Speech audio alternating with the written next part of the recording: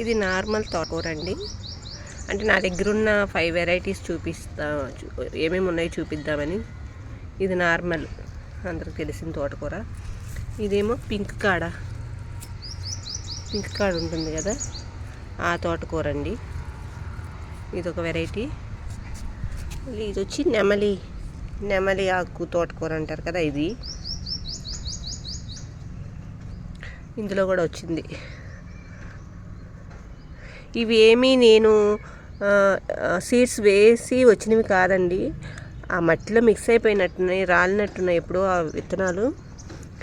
అవి వచ్చాయి. అన్నిట్లో కూడా అన్ని రకాలు వచ్చాయన్నమాట. ఇదేమో పింక్ తోటకూర. అది పింక్ కాడ ఉంది, ఇది పింక్ మొత్తం కాడ, ఆకులు అన్నీ కూడా పింక్ అన్నమాట. ఇది పింక్ తోటకూర.